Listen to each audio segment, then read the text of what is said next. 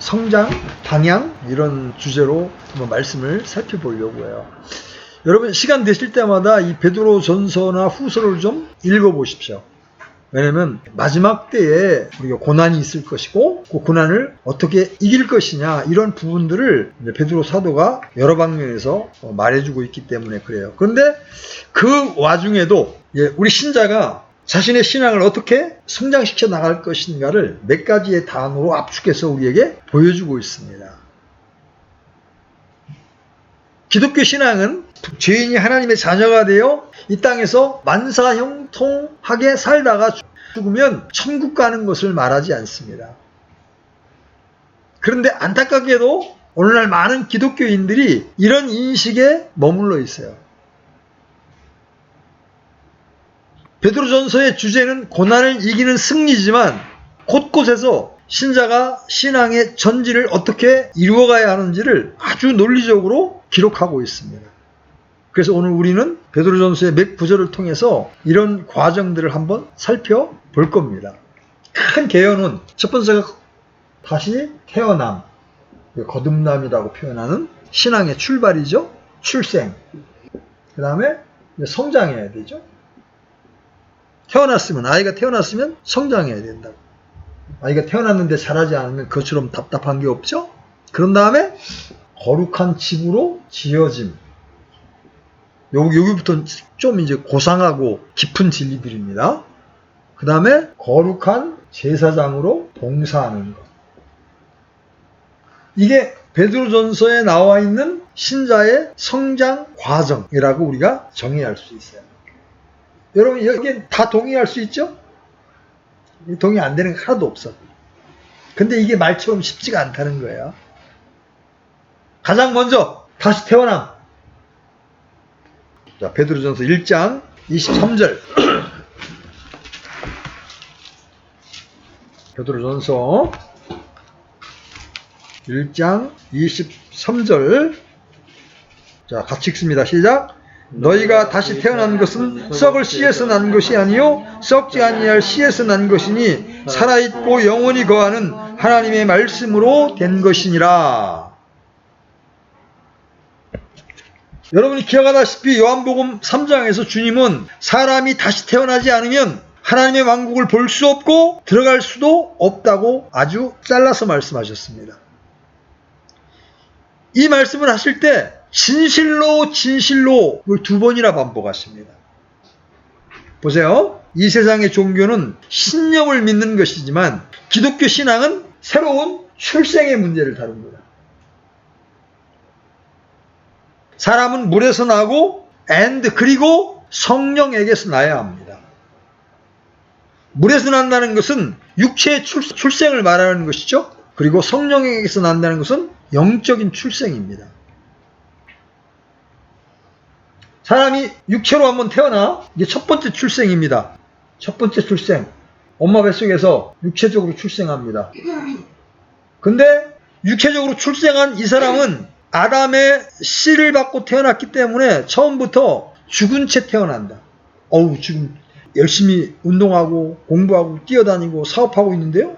그건 내 생각이고 성경은 우리를 죽었다고 범법과 죄들로 죽었던 너희를 살리셨도다. 죽은 채 태어나는 거예요. 영적으로는 죽은 채 태어나는 거예요. 육체적으로는 살아서 활동하지만 영적으로 하나님을 향한 반응을 못해.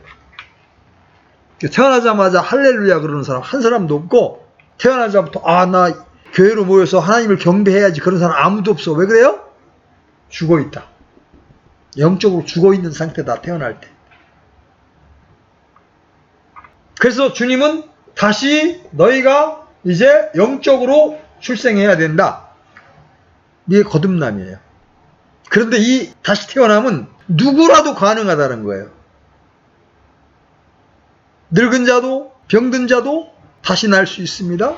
성별, 인종, 지위, 학력, 빈부, 귀천에 관계없이 누구나 다시 태어날 수 있습니다. 이것은 오직 하나님의 세계에서만 가능한 일이죠. 요한복음 3장이 두 번의 출생이 필요함을 말한다면 우리가 읽은 베드로전서 1장 23절은 중생의 수단을 말합니다. 뭘로? 사람이 무엇으로 다시 태어납니까? 사람이 다시 태어나는 것은 육신적으로 어미의 태에 잉태되도록 만든 육신적인 아비의 씨, 그것도 썩어질 씨로 된 것이 아니라는 거예요. 여러분의 아버지가 아무리 생물학적으로 우수한 품종의 씨로 여러분을 낳았다 해도 그 씨는 썩어질 씨이기에 죽어야 합니다. 그렇죠? 여러분이 자녀들을 낳더라도 그들은 결국 죽습니다. 여러분의 씨가 좋은 씨가 아니기 때문에 그렇습니다. 여러분의 씨 역시 썩어질 씨이기 때문이에요. 그래서 우리의 조상들은 모두 세상을 떠났습니다. 그들이 아담으로부터 받은 씨가 좋은 씨가 아니라 신통치 않은 씨였기 때문에 그렇습니다. 그러나 우리가 다시 태어나는 새로운 출생은 전혀 다른 거예요. 우리의 다시 태어남 거듭남은 살아있고 영원히 거하는 하나님의 말씀, 즉 성경이라는 썩지 아니할 씨로 된 것이기 때문에 그렇습니다. 그렇기 때문에 사람이 거듭나면서 새로 얻게 된 생명은 영원히 썩지 아니할 생명인 거예요. 우리는 이 생명을 썩지 아니하는 하나님의 말씀을 통해서 얻게 됩니다. 베드로는 하나님의 말씀이 지닌 생명을 부여하는 능력을 인간의 출산에 비교합니다. 복음의 말씀은 우리 마음에 새 생명을 창조하기 위해 뿌려진 생명의 씨입니다. 하나님의 말씀은 창조하는 힘을 가지고 있죠. 하나님께서 빛이 있으라 그러면 빛이 있는 거예요. 또 우리에게 생명을 주는 하나님의 말씀은 항상 있는 말씀이에요. 그것은 썩거나 변화되지 않습니다. 인간의 출산을 통해 생겨난 육체의 삶은 들의 풀처럼 영원하지 못합니다. 그러나 하나님의 말씀은 영원한 거예요. 그래서 주님은 하늘과 땅은 없어져도 내 말들은 결코 없어지지 아니하리라고 말씀하신 거예요. 하늘을 두고 성경은 무엇이라고 말씀하시는지 아십니까? 하늘들도 주님의 손으로 만드신 작품이지만 그것들은 다 옷과 같이 낡아질 것이라고 말씀하십니다. 그리고 주님께서 이 하늘들을 말아버릴 것인즉 그것은 바뀔 거라고 말씀하십니다. 사도 요한은 별들이 무화과 땅에 떨어지고 하늘이 두리마리처럼 말릴 것이라고 요한계시록 6장에서 말하고 있습니다. 땅이라고 해서 하늘들과 다르겠습니까? 여러분 계시록 21장 1절 한번 가보세요. 요한계시록 21장 1절 같이 읽습니다. 시작. 내가 새 하늘과 새 땅을 보았으니 이는 처음 하늘과 처음 땅이 사라졌고 바다도 다시는 있지 아니하였기 때문이더라. 이렇게 언젠가는 현재의 하늘과 땅은 언젠가는 사라지게 되어 있습니다. 그런데 여러분 앞에 놓여있는 이 성경을 보십시오. 바로 그 성경을 두고 주님께서 하신 말씀이 뭐예요? 하늘과 땅은 없어져도 내 말들은 결코 없어지지 아니하리라. 성경은 실로 인간이 헤아릴 수 없을 만큼 엄청난 책인 게 분명한 거예요. 한번 생각해 보십시오. 하늘과 땅이 없어집니다. 여러분 상상이나 할 수 있습니까? 지금 우리는 그 대단한 주님의 말씀을 앞에 놓고 있는 겁니다. 영원히 사라지지 않을 말씀을 앞에 놓고 있는 거예요. 그 성경을 펼쳐 읽게 될 때 말씀의 활력, 즉 생명의 에너지가 여러분에게로 흘러 들어오는 거예요. 그것은 마치 전기의 에너지를 끌어들일 수 있는 인입선에서 전기 코드를 꽂는 순간과 같은 거예요. 여러분이 성경으로부터 공급받는 생명 에너지는 결코 없어지지 않고 끊어지지도 않을 영원한 에너지입니다. 그래야 여러분은 그 에너지로 엄청난 힘을 내며 발동기처럼 힘차게 돌아가거나 등불처럼 환하게 빛을 비추게 됩니다. 인입선의 코드가 접속되어 있는 한 여러분은 언제까지나 그 에너지를 공급받고 힘을 발휘하게 되는 거예요. 그러나 성경에서 플러그를 뽑는 순간 우리는 즉시 무기력하게 되고 아무짝에도 쓸데없는 존재로 전락해버리고 마는 겁니다. 우리가 다시 성경을 펼쳐들고 하나님의 말씀으로부터 에너지를 공급받지 않는다면 여러분은 그대로 사가 없어지고 썩어버리고 맙니다. 성경은 바로 그런 책이에요.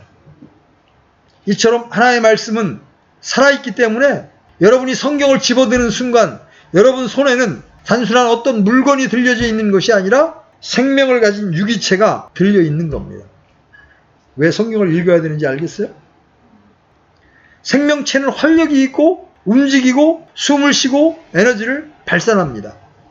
하나님의 말씀은 그 어떤 유기체보다 더 엄청난 힘을 발휘합니다. 얼마나 엄청난 우력을 발휘할 수 있었으면 하나님께서 그 말씀으로 심지어 하늘과 땅을 지을 수 있었겠습니까? 그래서 하나님의 말씀은 살아있는 거예요. 서로 성경은 살아있는 책입니다. 성경은 다른 책들과 전혀 다른 겁니다. 성경이 아닌 다른 책들도 그것은 그냥 죽은 책일 뿐이에요. 그런데 이 말씀은 오직 죽은 자를 살린다는 거예요. 죽지 않은 자는 살리지 못합니다. 죽은 자를 살립니다. 에베소 2장 1절에는 범법과 죄들로 죽었다는 표현이 있어요. 죄인들은 하나님 앞에 죽은 자입니다. 이런 하나님의 진단을 받아들일 때 복음의 말씀으로 다시 태어날 수 있는 거예요. 그리고 이렇게 다시 태어난 자만이 순종할 수가 있는 거예요. 거듭남의 능력, 중생의 능력을 체험한 그리스도 안에서 새로운 피조물이 된 사람만이 하나님의 말씀에 순종할 수 있는 거예요. 아, 난 죽어도 나는 축복 못해. 왜 순종을 못해? 아직 다시 태어남의 체험이 없기 때문에. 새롭게 출생하지 않았기 때문에 불가능한 거예요.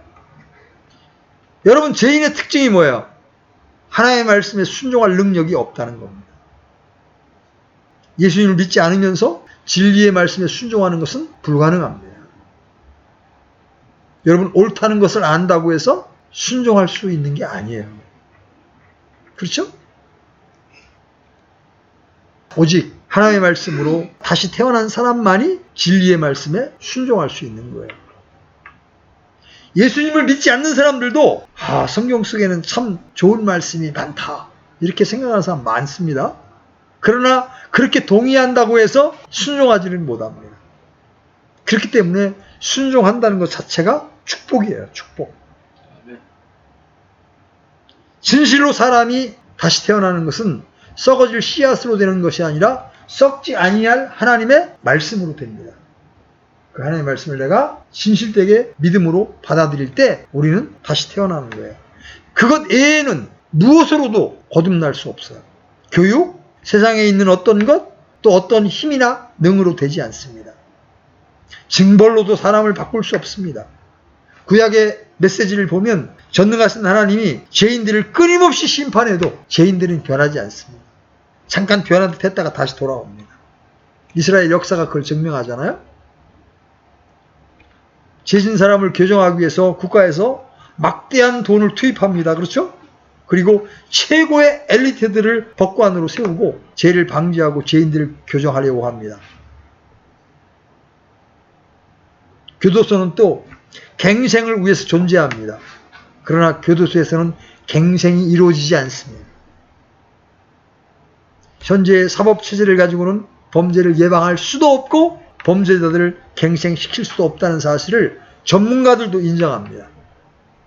사람이 근본적으로 바뀌고 거듭나는 것은 하나님의 말씀에 의해서입니다. 그 말씀이 우리의 영과 혼을 쪼개고 들어올 때 우리는 변할 수 있는 거예요. 여러분, 지존파도 변했다는 걸 아십니까? 사람들을 납치해서 톱으로 썰어 죽였던 그 잔인한 지존파도 결국 이 복음 앞에 무릎을 꿇고 예수님을 영접한 뒤에 사형을 당해서 이 땅을 떠났습니다. 사형이라는 형벌 앞에서도 변화되지 않았던 사람들이었습니다. 그들에게 복음을 전하고 성경을 전달하고 기도해 준 사람들이 있었습니다. 그들은 성경을 보다가 깨어졌습니다. 그리고 왜 진작 이 복음을 나에게 전해주지 않았느냐고 물었습니다. 자, 여기서 여러분들에게 이제 질문, 이 1번을 끝내면서 질문. 여러분은 다시 태어나셨습니까? 혹 복음에 지적으로만 동의한 것은 아닙니까? 여러분 안에 하나님의 사랑이 부어진 적이 있습니까? 그 은혜에 감격한 적이 있습니까? 우리는 계속해서 우리가 믿음 안에 있는지 시험해 보아야 합니다.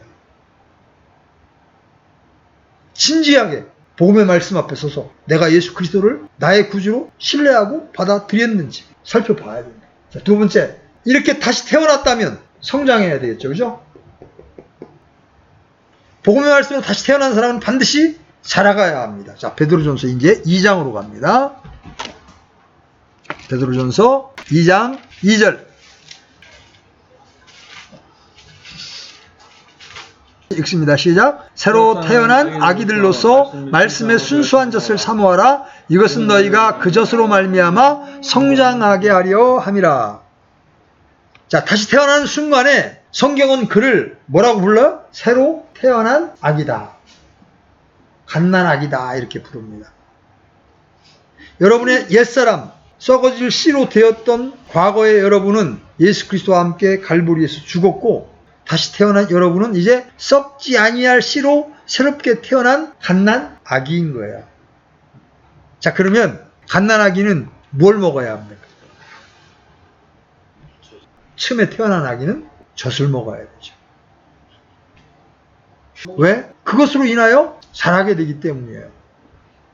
아기를 낳은 어머니는 아기에게 젖을 먹일 준비가 될 때 기쁜 거예요. 사람은 먹이는 시간이 조금이라도 늦어지면 아주 강하게 반발합니다. 그것이 뭘로 나타나? 울음으로 나타나잖아요. 근데 베드로는 여기서 젖을 먹어야 된다고 말하면서 어떤 젖을 먹어야 된다고 말합니까? 말씀의 순수한 젖. 여기 순수한이라는 말을 여러분 주목해야 합니다. 이 부패한 현대 역본들은 이것을 너희가 구원 안에서 자라게 하려 함이라는 식으로 고쳐놓았어요. 개역성경도 구원에 이르도록 자라게 하려 함이라고 변개시켰습니다. 불순물이 섞인 거예요. 조미료를 막 탄 거예요. 여러분이 거듭나 갓난아이가 되었다면 여러분이 이미 구원받은 것이기 때문에 구원에 이르려고 말씀을 사모하는 것이 아니에요. 왜 말씀을 사모해야 되는 거예요? 갓난아기는 이미 구원을 받은 사람이에요. 그렇기 때문에 갓난아기가 구원에 이르려고 자란다는 것은 있을 수가 없죠. 그런데도 이런 부패한 역본처럼 말하는 데에는 구원을 놓칠 수도 있다는 이단적인 발상에서 나온 것이고, 구원받은 그리스도인들에게 겁을 집어먹게 하려는 저위에서 나온 엄포입니다. 현대판 역본들이 이 구절을 이렇게 난도질해 놓은 까닭은 구원받은 신자에게 은근히 위협을 가하려는 의도에서 나온 거예요. 갓 구원받은 아이라면 그 젖을 먹고 자라야 합니다. 그것도 섞음질하지 않은 순수한 젖이어야 합니다.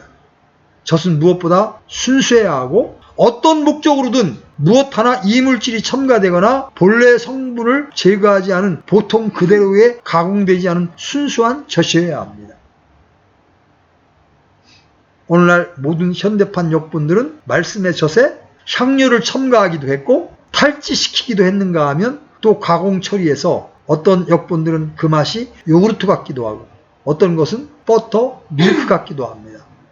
이런 것들은 절대로 순수하지 못하고 이렇게 저렇게 가공되어 보통 그대로의 진짜 젖이 결코 아닌 변질된 그런 젖입니다.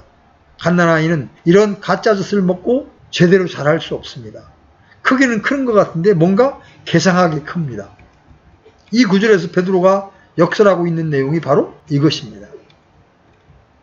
바른 성경과 바른 교리를 통해서 빨리 자랄 수 있습니다.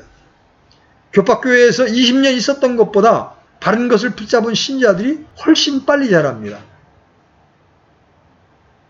물론 웃자라는 것은 경계해야 합니다. 하나님의 말씀을 지식으로 받아들이면 오히려 웃자라서 교만해질 수 있습니다. 지식은 비판의 영을 크게 만듭니다. 지식은 사람을 복잡하게 하죠. 까다롭게 만듭니다. 그러나 말씀의 성령이 역사할 때 말씀이 살아있고 운동력이 있어서 세상의 어떤 검보다 예리해서 우리의 혼과 관절과 골수를 쪼개서 우리의 생각과 마음을 감찰하고 우리를 변화시킵니다. 그래서 말씀을 단순히 지식으로 대하면 안 됩니다. 말씀을 읽을 때, 설교를 들을 때 성령님 이 말씀을 깨닫게 하시고 이 말씀이 나를 변화시키게 하소서 기도하는 자세로 임해야 합니다. 우리가 말씀의 지식을 추구하고 성령 충만을 구하는 이면에는 신비한 능력을 얻어서 사람들 앞에서 뭔가 좀 있는 사람이 되어보려고 하는 경우가 왕왕 있죠. 그러나 우리가 말씀 충만, 성령 충만을 구하는 이유는 우리가 말씀대로 살 수 있는 능력을 구하는 것이 되어야 합니다. 우리는 하나님의 말씀대로 살고 싶지만 능력이 되지 않는 경우가 많기 때문이에요. 본문 말씀은 갓난아기들로서 순수한 말씀의 젖을 사모하라 이렇게 말합니다. 성장하려면 말씀의 젖을 사모하라. 그런데 베드로가 어째서 그것을 강조합니까? 그것으로 인하여 자라게 하려는 겁니다. 그것이 목적이에요. 이 순수한 말씀의 젖이 아니면 자랄 수 없다는 겁니다. 그런데 모든 신자들이 말씀을 사모하는가? 아니라는 거예요. 이스라엘도 그랬죠? 그렇게 하나님의 구원을 찬양했으면서도 조금 지나지 않아서 불평을 터뜨렸습니다. 아, 우리 다시 돌아가자. 음행에 빠졌죠? 우상 숭배로 흘렀습니다. 신자도 말씀을 사모함이 없으면 수십 년이 지나도 변화되지 않습니다. 말씀을 사모함이 없다는 것은 둘 중에 하나입니다. 거듭나지 못했든지 영적으로 병든 겁니다. 식욕이 있다는 이야기는 건강하다는 이야기잖아요. 병 걸리면 음식을 가립니다. 밥맛이 없죠? 자, 그러면 성장하되 어디까지 성장해야 합니까? 그리스도의 형상을 담기까지 성장해야 합니다. 성장을 멈춘 아이들은 육신과 성령의 일을 구분하지 못합니다. 세상 말로 똥과 된장을 구분하지 못하는 겁니다. 한창 전쟁 중인데 타령하고 있습니다. 이 성장에는 두 방면이 있어요. 애적인 성장이 있고 내적인 성장이 있어요. 애적인 성장은 성경에 대한 지식을 많이 갖추는 거예요. 반면에 내적인 성장은 주님을 체험함으로 자라는 겁니다. 오늘날 올바른 말씀을 양식으로 삼는 사람들이 참 적습니다. 물론 올바른 성경 교사도 많지 않습니다. 그러나 전심으로 말씀을 알려고 하면 주님은 누구를 통해서도 가르치십니다. 죄인이 구원받고 갓난아기로 태어났다면 과연 언제까지가 갓난아이 상태일까에 대해서 궁금해하는 사람들이 많죠? 이것을 통상적인 시간적 길이로 나타나는 데는 문제가 없지 않지만 기본적으로 성경에는 거듭난 사람의 성장 단계에 따라 그 계단을 7단계로 나눕니다. 갓난아이, 그 다음에 어린아이, 그 다음에 그냥 아이들, 그 다음에 청년, 젊은이들, 그 다음에 어른들, 장로들, 그리고 노인 또는 늙은이들, 이렇게 7단계로 나눕니다. 여러분이 구원받고 20년 정도가 경과했다면 여러분은 비로소 성숙한 그리스도인이라고 할 만한 사람이 된 겁니다. 그러나 문제는 단순한 시간적 길이가 아니라 여러분이 하나님의 말씀을 읽고 공부하는데 얼마나 시간을 보냈느냐 하는데 달렸습니다. 구원받고 나서 20년이 아니라 30년, 40년이 흘렀는데도 아직 젖을 떼지 못한 갓난아이가 있는가 하면 거듭난 지 불과 몇 년도 안 되었는데 얼마나 많은 시간을 성경을 읽고 공부하는 데 투자했던지 그 성숙도가 장로급에 도달한 젊은이들도 많습니다.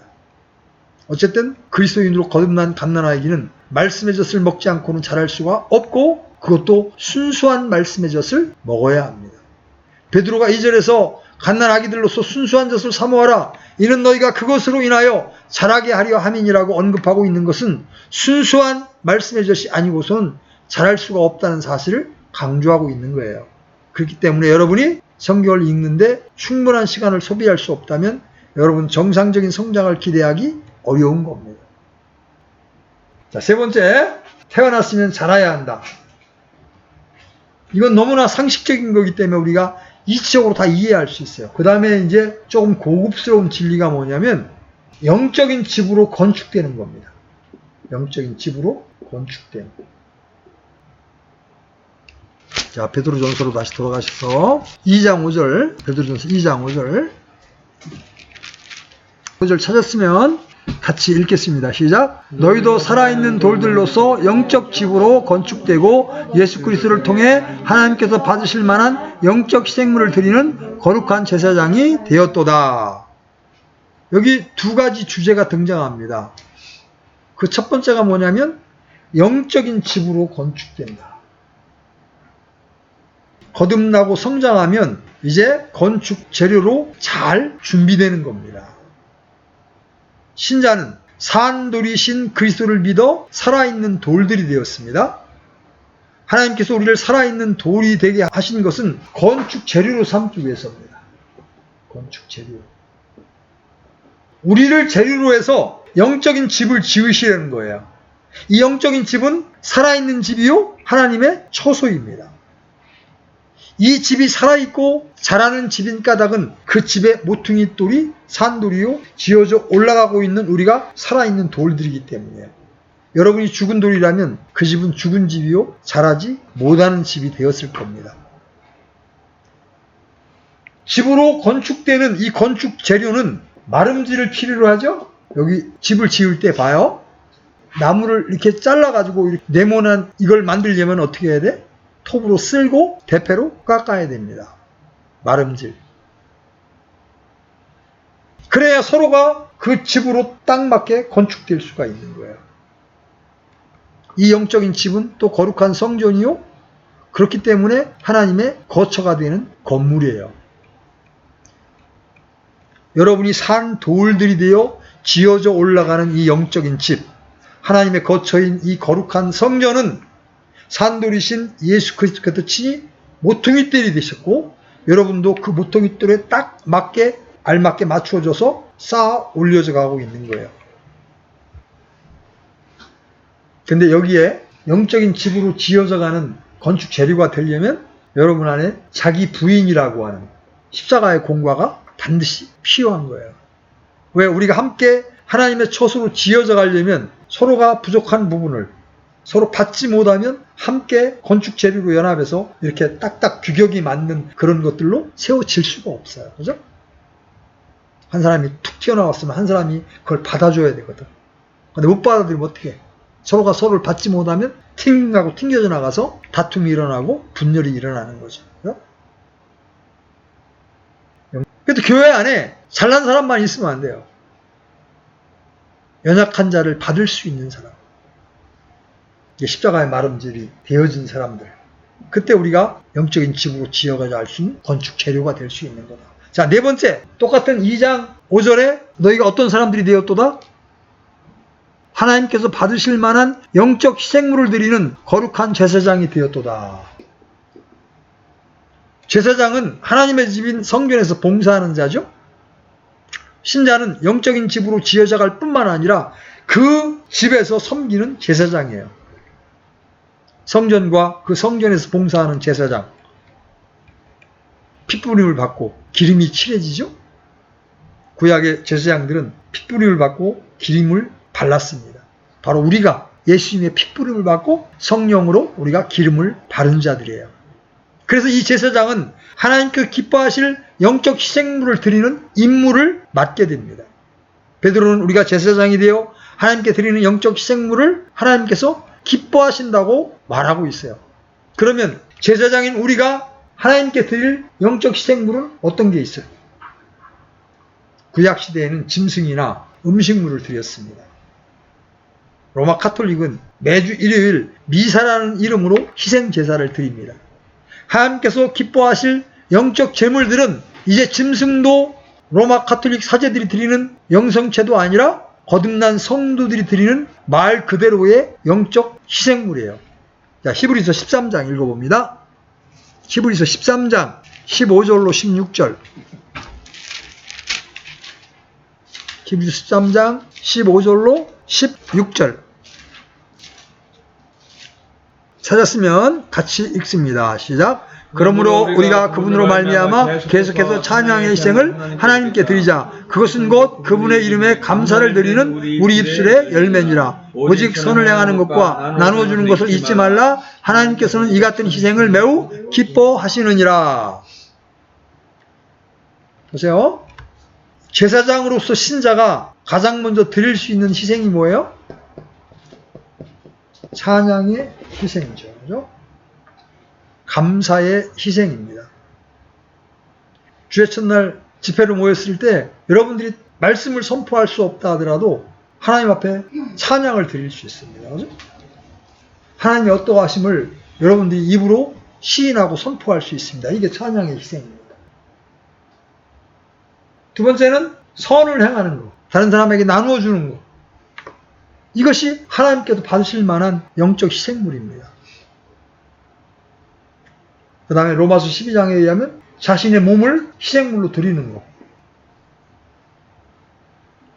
그러므로 형제들아 내가 하나님의 긍휼을 힘입어 너희에게 간청하노니 너희는 너희 몸을 거룩하고 하나님께서 받으실 만한 살아있는 희생물로 드리라. 그것이 너희의 합당한 섬김이니라. 그 다음에 이방인을 바치는 일. 여러분이 복음을 전해서 이방인이 하나님 앞에 돌아왔으면 그게 여러분이 하나님 앞에 영적 희생물을 드린 거예요. 어쩌면 하나님이 가장 기뻐하시는 희생물이겠죠. 그렇죠? 왜냐하면 한 사람이 구원을 받으면 하늘에서 천국잔치가 벌어질 만큼 하나님이 기뻐하시니까. 이런 것들이 하나님이 기뻐하실 만한 영적 희생물들이에요. 여러분은 지난 한 주 어떤 희생물을 드렸습니까? 주님을 마음 중심으로 찬양하셨습니까? 죄인들에게 그리스도를 소개했습니까? 다른 사람을 불쌍히 여기고 나누는 일을 하셨습니까? 오직 이스라엘 중에 레위인만이 감당할 수 있었던 거룩한 제사장의 직분이 이제 우리 모두에게 주어진 거예요. 이건 놀라운 특권이에요. 너희는 모두 왕가의 제사장이요.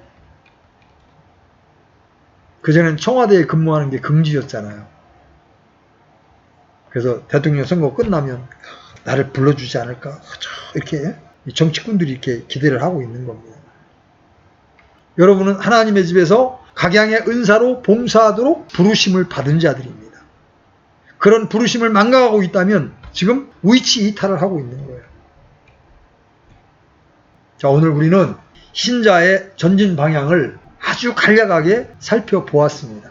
가장 먼저는 출생해야 된다. 구원받아야 된다. 그런 다음에 하나님의 말씀해 줬을 사모에서 자라야 된다. 성장해야 된다. 성장해서 이제 교회가 되는 영적인 집으로 건축되는 건축 재료로 자라야 되고 그 집에서 이제 봉사하는 위치. 그냥 교회 구경꾼이거나 하나의 멤버가 아니라 그 교회에서 하나님께 영적 희생물을 드리는 위치에까지 우리가 자라야 된다. 이 말씀이 여러분의 실존을 비추어 회개할 것이 있으면 회개하고 여러분에게 주어진 제사장으로서의 직무를 여러분들이 신실하게 수행할 수 있는 위치에까지 자랄 수 있게 되기를 바랍니다. 우리가 언제까지 죽은 자로 또 언제까지 게으른 자로 살 수는 없지 않겠습니까? 아멘.